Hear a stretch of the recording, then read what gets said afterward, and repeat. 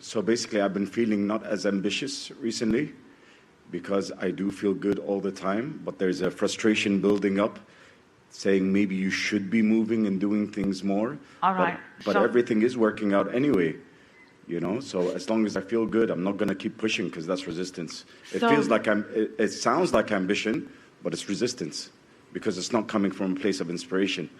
It's coming from a place of like self-auditing. So what you're describing is so many people think that one time we were having a conversation with someone many years ago, early on in Esther's experience like this. And this person was describing a sort of lack of ambition and worried about it, and couldn't hear us at that time as we were explaining that when you have desire and you allow the desire to flow, the momentum of the desire that is flowing brings the enthusiasm and the inspiration, and that the very thing that people think is ambition is, as you just said, actually resistance to letting things flow. It feels counterintuitive to most humans because you think that you have to try in order to make something happen. We agree it is important to focus, but in the trying so often there's that pushing against that then is counter energy. And so talk to us a little bit about that. Okay, so because I've been listening to you for 22 years, I've learned how to visualize very well. I can give myself goosebumps in maybe 20 seconds from how good and how in tune I can be with my emotions. But sometimes, I mean, now that I understand what it is, it's fine, but I'm in such a good state that I feel I don't need anything else in life. I can sit on the couch and I can stay here and it's beautiful. And then when people look at me as I'm not moving, although things are unfolding magnificently in my life, which looks like luck, and I have my lucky charm, my wife as well. Things have been flowing for us for a very long time and everyone sees it so beautiful. But I feel like I lack a purpose because my energy is not focused into one activity. But here's the thing. But let me tell you what I heard. I heard that now I'm ready, and when it shows up, the enthusiasm will pop up. But because I don't know what it is now, I don't need to know. I can stay in bliss. You'll know it when you see it. Absolutely. And you'll feel when it is your time to move. But we want to get to something really important because everyone will relate to this to some degree. This is maybe the most important nut of all the days that we will spend together, because this is that part, this is that decision moment in time where you either relax into the knowledge of your blessed worthiness, or you stand in an attitude of needing to prove something that cannot be proved through anything that is counter to the way that the energy flows. So we want to ask you some questions. So does it seem to you, these may seem like leading questions, and in fact they are. Be my guest. Does it seem to you that you said, you didn't use these words, but we're going to insert them. For this time being, it seems perfectly appropriate for me to sit here in my bliss and just allow the well-being of the universe to flow to me. Absolutely. It seems, but then others see it as laziness. And that's the key right there, because you see, and this is the part that we really want to define and refine. This is the part that we want you to get while we're here together in these hours. Because as you get this, you've got it all. Whenever you walk into a space where there are others, and they could be physically present or they could be mentally present, when you engage in co-creation with others, the points of attraction of everyone in the mix affects everyone in the mix. In other words, your concern about them understanding you is in your way. because you don't get to decide what they do or do not understand. It's not your job to persuade them. They have a guidance system within them that, if left to their own devices, they will figure out what hurts and what doesn't hurt, how far they can go, and when they're stepping outside the alignment. But most of you, from very early ages, were surrounded by so many others who were so intensely interested in guiding you, mostly because they care about you. Not always, but mostly that's what it is. And in the process of you trying to integrate something that is impossible to integrate, you cannot start again. Your work is the melding of, the understanding of, the blending of the energies between physical you and non-physical you. That's your arena of work. When somebody else walks into your vibrational atmosphere, this law of attraction field, and now you are considering what they think about what I'm thinking, or what they think about what I'm doing, now it becomes not just complicated, it becomes completely unmanageable.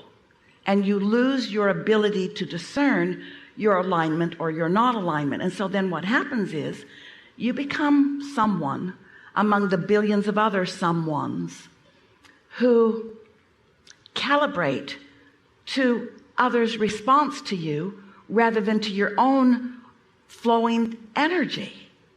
So when that happens, you ask for more and more energy comes, but then as you observe them and can't get them to understand, you allow less. So the tug of war within you gets greater and greater and greater and greater and greater.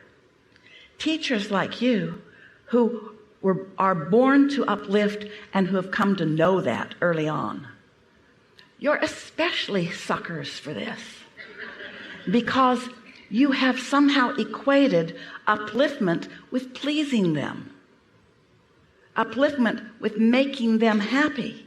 But it's artificial, because you can't make them happy. Now, we know for sure that when you hold someone as your object of attention, and you're tuned in, tapped in, turned on, and you're flowing this pure positive energy all over them, that feels good to them. Yes, it does.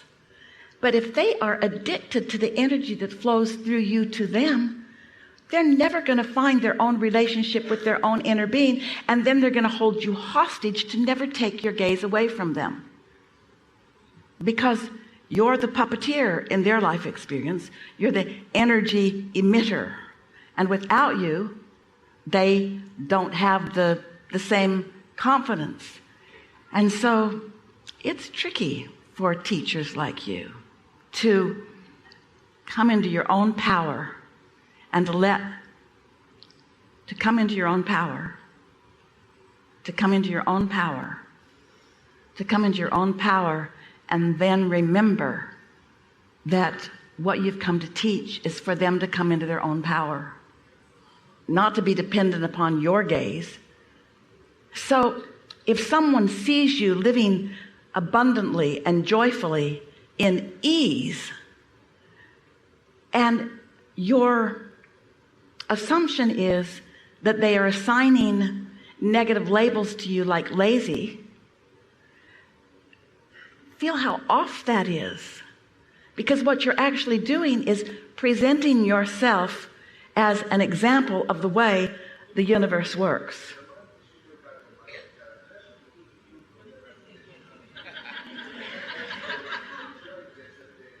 There's that outside influence again.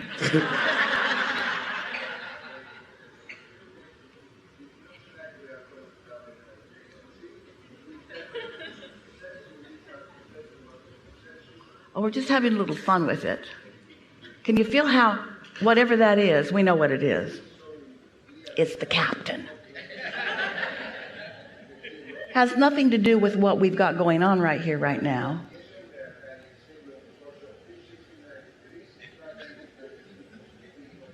But there it is, sort of intruding into our experience. asserting itself into our experience, really? So, what are we going to do about it? Welcome it. It is your ship. Understand it. You're not doing it on purpose because you said you wouldn't do this. Appreciate it because it is helping whoever's out there listening to it. Find appreciation for the organization of the ship, do you? Realize it's not really bothering us all that much. It's not keeping you from hearing us, is it? It can exist simultaneously in the environment with us. Is it wrong? Is it wrong? Does it matter? Does it deserve negative attention? Can it receive some attention without it being negative attention? Can it coexist? Can things wanted and unwanted coexist in an environment at the same time? Coexist? Now, we could go negative. Why the hell doesn't someone tell them?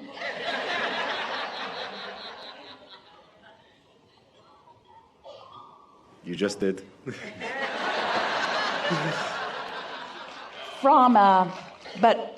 But feel what we're getting at.